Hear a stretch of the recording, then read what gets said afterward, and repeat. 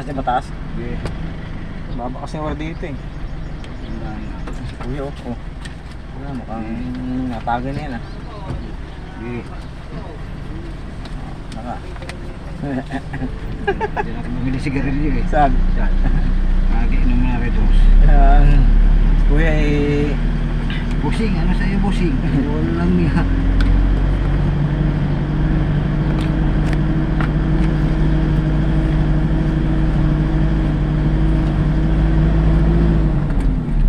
Ayun, umuga ka dyan sa taas na yun eh. Bubong na yun oh. Ayang wire na yun oh. Masabit talaga. Sabit kanya kayo eh. Kanyan dun sa likod.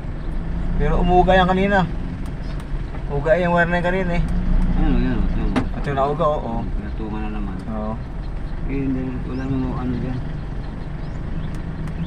Hindi mo yung magputol doon sa... Uga yun.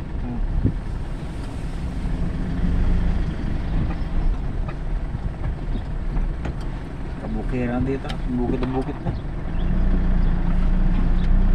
Bukid na bukid na.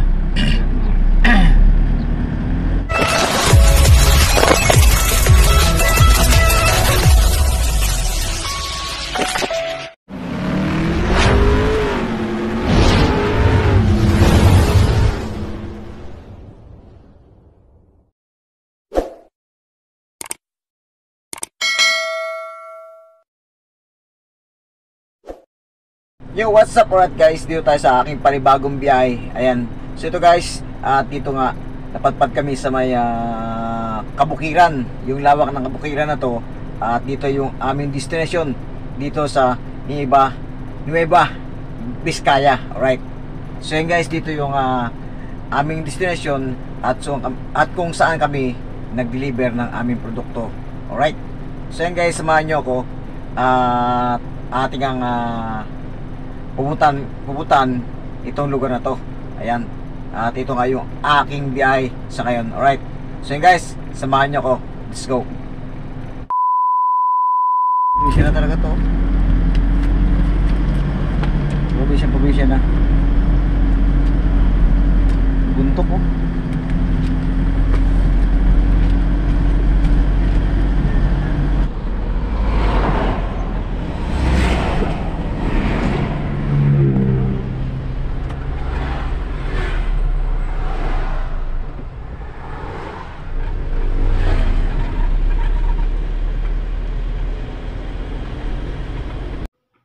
Ang tunay nito na aking binabagtas ay sinasakupan ng Bayumbong dito sa Nueva Vizcaya.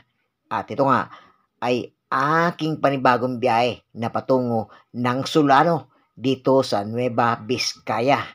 Mag-iitong si Idol Bong Revilla hanggang dito ay nakaabot pa. At ito nga ang kanyang tarpaulin na walang matigas na pulis sa matinik na misis. Season 2 sa GMA. Ako inyong samahan sa aking panibagong biyahe at dito nga ay patungo ako ng Solano at dito ang aming customer na pupuntahan at dito nga ang aking ruta, dito ang aming deliver at ang produkto na aming dala.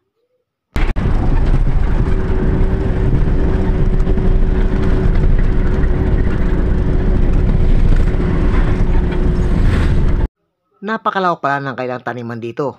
At ito nga ay aking napansin habang ako'y naglalakbay. At napakalawak din pala ng daan dito na patungo ng Tuguegarao. At ito nga, bago ang Tuguegarao ay Solano muna. Doon ang aming punta. Napakalawak at napakaganda ng kabukiran dito. At ito nga ay aking nakita habang ako'y naglalakbay.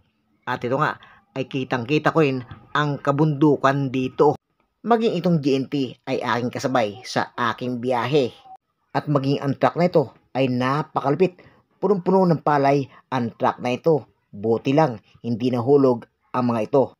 Matagal na akong hindi napunta rito, kaya ito ay aking napansin, mayroon na palang stoplight dito sa lugar na ito. Maging ang bypass ay mayroon na rin pa dito. At ito nga ay patungo ng Tuguegarao, Ilagan, Santiago, Isabela. At maging ang Apari. Dahil nga kami ay tutungo sa aming customer. Kaya dito kami ngayon sa patungo ng Solano proper. At dito kami sa may simbahan kakaliwa. Pinapabil pa ko ng truck na ito dahil ang kanyang karga ay halos hindi mahulog. Pero kung sa Manila ito ay bawal, sigurado huli ang driver nito. Heto ang proper ng Solano dito sa Nueva Vizcaya. At dito nga ang aming daan bago kami makarating sa aming customer. Napakalawak pala ng daan dito at wala kang lubak na makikita. Marami din mga negosyo na nakatayo dito. Maging ang mga tricycle ay marami din palang pumapasada rito sa lugar na ito ng proper ng Solano. Alas 2 ng madaling araw kami umalis na ng Mapanga. Kaya kami dumating dito ngayon ay alas 8 pasado na. Kaya ito ay matindi na ang sikat ng araw. Tuloy-tuloy ang aming biyahe dahil nga dalawa kaming driver na nagpapalitan sa pagmaniho. Kaya kahit ang layo at puyat ay aming kakayanin sa biyaheng ito. Meron ditong intersection kaya ito ay nagbigay ang aking nasaunan na private na ito. Mga kabiyero, kung sakali ko itutungo ng Tuguegarao, Isabela at Santiago, ay maari mong iwasan ang daan na ito. Dahil nga mayroong bypass, sa bypass na ikaw tutungo at ito ang iyong gamitin na daan. Kami ay kakaliwa rito sa may simbahan ito. Kami ay tutungo sa may kabukiran. Dito ang aming pupuntahan. At dito nga ang customer namin. At ang pakanan na ito na kurbada ay patungo pa rin ito ng proper nitong Solano at maging ang Tuguegarao, Isabela at Santiago. At ngayon ay kami kakaliwa rito patungo sa customer na aming pupuntahan. Take the second right onto Bituan Road, then turn left.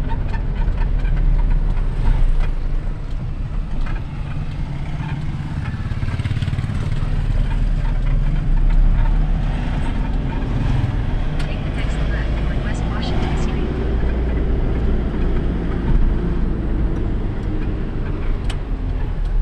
Kaliwa.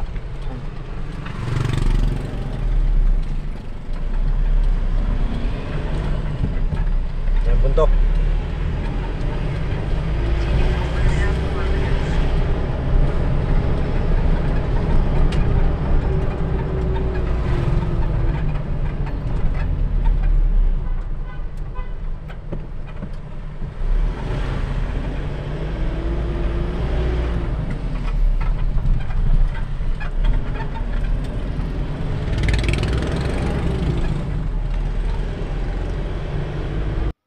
Marami kaming daan na pinasukan at ito nga ay medyo may kaliitan ang daan na ito at medyo may kalubakan pa ang daan na aming pinasok. Ito ang aming gawain sa araw-araw. Masikip man o malawak na daan ay aming pupuntahan dahil nga dito ang aming customer at dala namin ang kailang mga produkto. Ganito pala ang kalooban ng Solano dito sa Nueva Vizcaya at dahil nga ito ang kailang hanap buhay ay ang pagbubukid. At may mga daan din silang ginagawa rito. Kaya ito, kami ay nagbigay ng daan upang makapasok ang isang private na ito. At pagkatapos ay kami naman.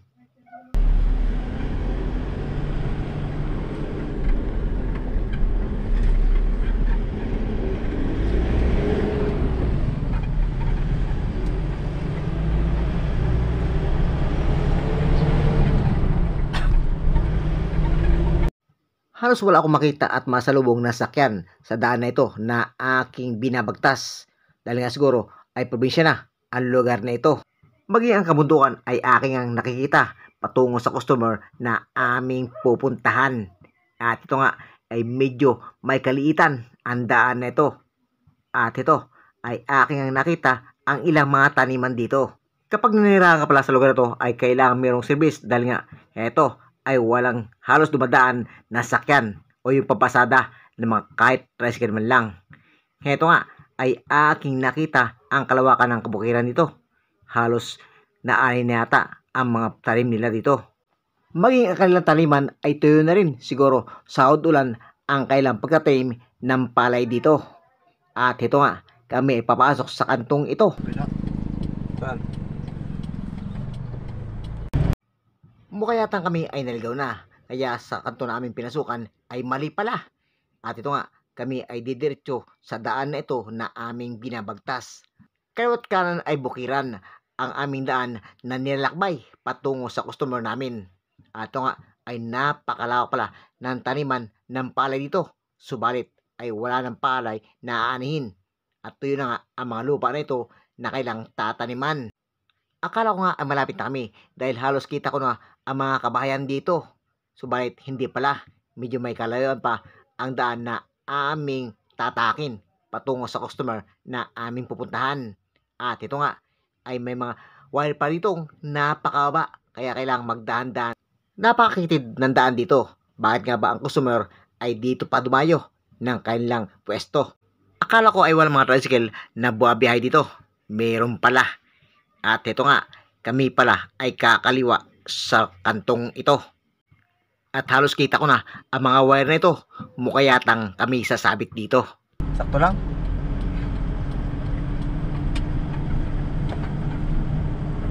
Uga, oh. Ganda, uga, oh. Nauga.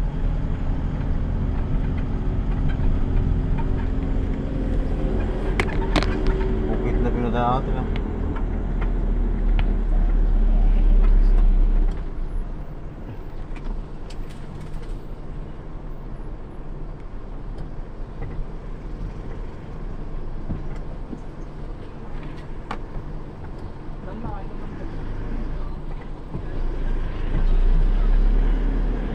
Bukid na. Dati, nung deliver kami rito, nagtalok pala. Ngayon, naanin na. Nabuntok na tayo. Nabuntok na pala tayo. Sa Mindoro na tayo. Take the next left, then your destination will be on the left.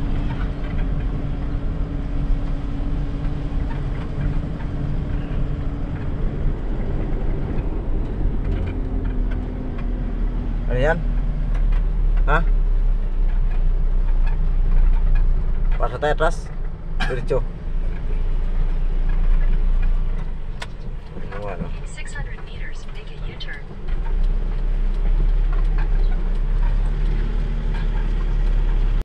Sa wakas ay kami nakating na sa aming pupuntahan. At ito nga ay napakasikip pala ng daan dito. At mayroon pa ako nakita rito mga taniman ng talong, napakalawak. At maging ang palaisdaan dito ay napakalawak din. Napakasipag naman ng mga tao dito sa probinsyang ito. At dito nga sa Nueva Vizcaya, dito sa may Solano. Halos kabukiran ang aming nadaanan. At dahil nga probinsya na to at kasulok-sulukan ang pwesto nitong customer namin. At ito nga, kami ay narito na at kami mag-aantay saglit bago namin ito i-diskarga. May paraw. Basta paraw sila eh.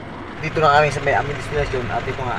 At meron akong napasin dito na napakalawak na talungan. Ayan o. Napakalawak na talungan. So, dito kami ngayon sa aming destination.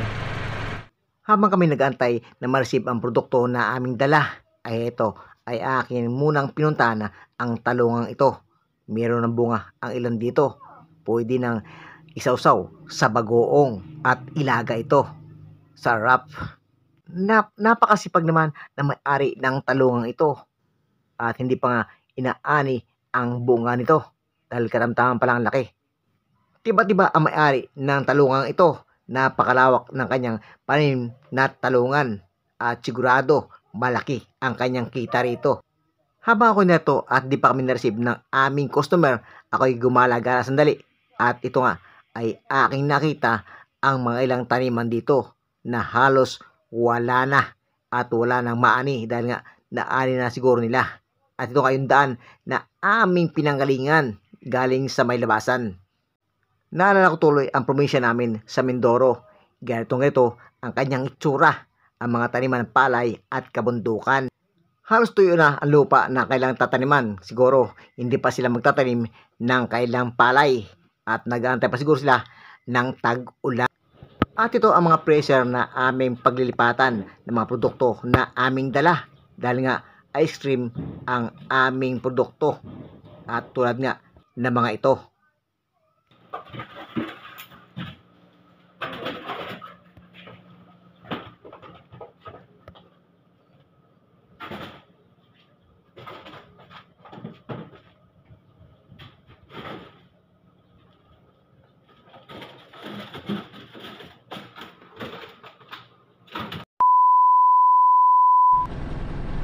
So yan guys, at kami ngayon nakatapos na dito sa customer namin dito sa may Nibua, Vizcaya. Alright, so yan. At kami nga ay pabalik na ng garahe. O di kaya, ayan tayo namin yung tawag para makabiyahe kami ngayon ng second trip. Ayan. So guys, samahan nyo ako. At babahangi ko pa rin sa inyo hanggang sa pag-uwi namin. So yan guys, at kailangan ko magmanuver rin dun sa kanito dahil medyo alangan dito dahil probinsya na to at bundukin na. Alright, so medyo masikip dito at bukid na nga ito aming dinadaanan.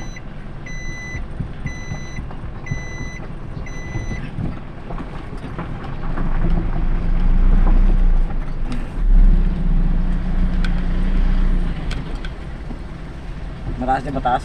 Yeah. Baba kasi wala dito eh. Si Kuya oh. Wala, mukhang natago na yan ah. Yeah. Naka. Hindi na ako bumili sigarilyo eh. Saan? Nagiinom na rin dos. Si Kuya eh. Busing, ano sa'yo busing? Walang niya.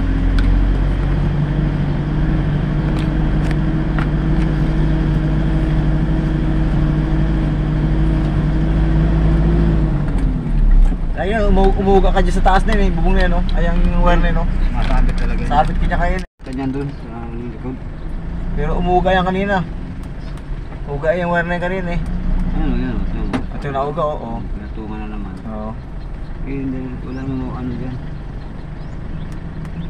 Hindi mo yung mapuputol doon sa... Uga yun.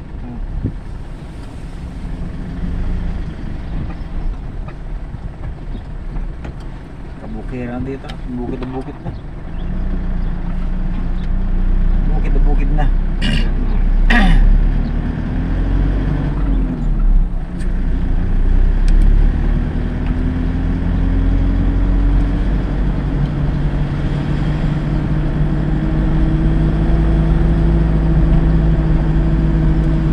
Init na yung araw, pero yung hangin malamig kasi mo yung... Sana makahala. Sakop na, nibes kaya ito eh. Ito eh, parang sakop na ng bag ng ano. Sa ako ng bagyo.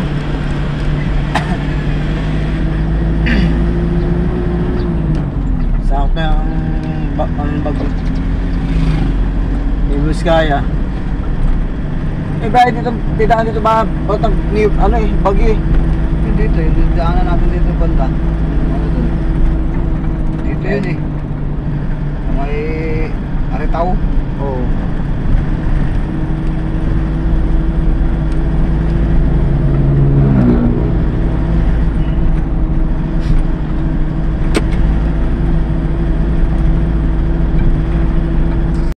Pump na nagabilan yan eh. Tak na to, tak na to.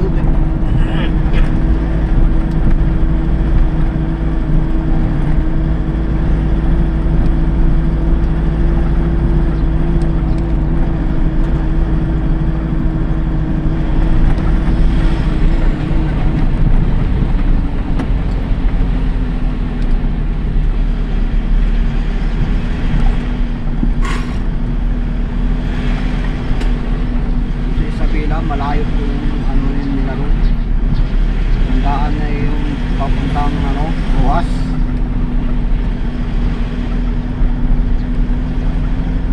Sige na. Ako tong Ross na? Yung kami dumaan eh. Gerde eh. Perwas? Sa Santiago. Sa may mall. Yan, patagot ng Ruas yun. Pero dire-diretso lang siya, hindi man kami kumanan eh. Eh, papuntang Ruas doon, kakaliwa ka doon. Ang Ruas, Kaliwa pa, kanan. kaliwa. Kanan pagaling ka doon, pakaliwa. Bali, kakaliwa ka sa Rotunda. Oh, yung rotunda. Ayan, dire-diretso lang. Ano? Oh, kumaliwa nga kami noon. Kaya kayo, Dito, diretso. Hindi ko alam kung saan usap dito eh. baliwa ko sa pagdating yung Santiago. Oo, kakaliwa ka doon. Doon sa may mall. Di ba may mall doon sa kaliwa yun? Oo. Sa rotunda papunta yung ano, papunta. Kaliwa ka doon, dire-diretso. Kaya pag diniretso mo yung puntang Ilagan. Ilagan. Kumalo ka kasi, Isabela tumukbon. Isabela eh. Kawayan Isabela daw yun eh. Ayun nga, malayo nga, Kawayan Isabela. Layo. Hanap man din namin. Ruwas, nakatakas doon sa Ruwas. Makadadaan ng gabing-gabi doon. Ako lagi nadaanon kami na available sa ano, forward gamit ko. Hindi, walang problema doon sa karga mo eh, puro kalakal eh. Di ah, itong ice cream. Ah, Kami na na Rogelio. nadaan ko nagsabi sa akin doon na gusto mo yung babato ko. Pala simbahan, hindi na parabot ng bahay ng ano, sa Solano. Eh di ba yan Solano Sa may palengke yan eh. Hindi, pag yun ay umano ka, proper yan. Kanan tayo no? Kanan. Sa poblasyon pa, barangay sa poblasyon.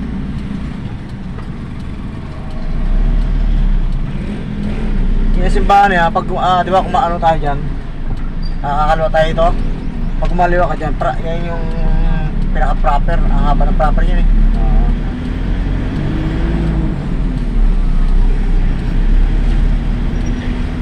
Kaliwa ka dyan. Saan lusot na itong hype natin? Doon dilusot ko eh. Iwan ko, hindi ko alam eh. Dilusot yun eh. Diyan dumadaan si Kerti eh. Baba nga lang wari, ang baba lang ang wari. Di ba yung dati nila doon, banda? Nandun. Yan pag kumaliwa ka dyan, gustong proper na yan. Wala ka proper itong ano eh. Ng Solano eh, ano. Ano pa ikot Yung kinakainan dyan, doon pa sa unahan yun eh. At sabi niya, di ba dito eh. Yung dati, yung pisto ng dati, doon yan eh. Oo, doon. Yan, kaya nagtataka ba, kumaliwa kayo ito. Eh doon na rin ang labas sa'yo. Ako sa'yo doon eh. Kita ko yung cellphone na yung kalakasan biyahe eh, kailangan pang ano, yung pantawag lang kailangan. 1,000 yung Nokia na maliit lang, yung i ba yun? Diba?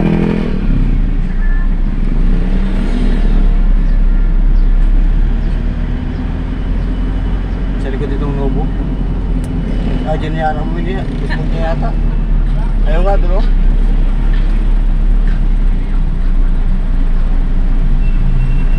Ang labas na yun eh.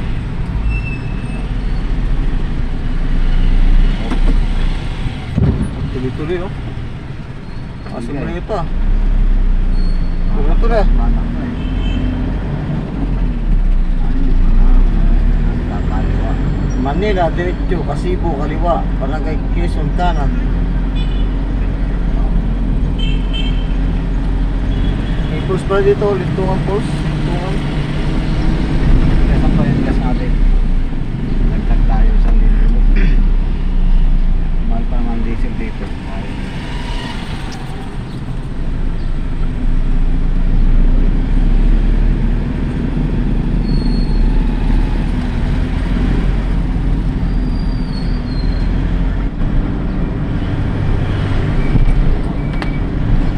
Saan ba kayo nandito? Gutom na ako eh. Oh. Kumain kami nun doon sa may stoplight eh. Stop light.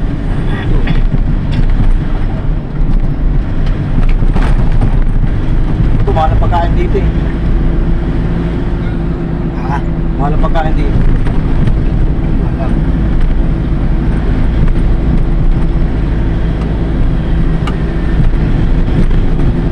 Sa mga probinsya, basta mga bandang probinsya, mahal yan. Kaya talaga may mga biyahe, sila naman talaga nila, mga biyahe. Busy.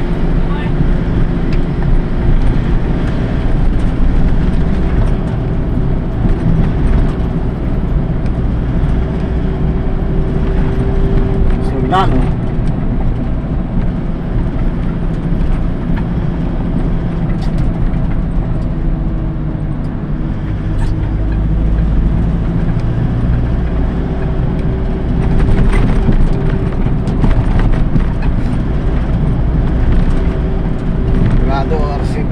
biyahe niyan. Ha? RC yan. Bakit? Sa GST niya. Bulacan pa. Sa Bulacan karga na pag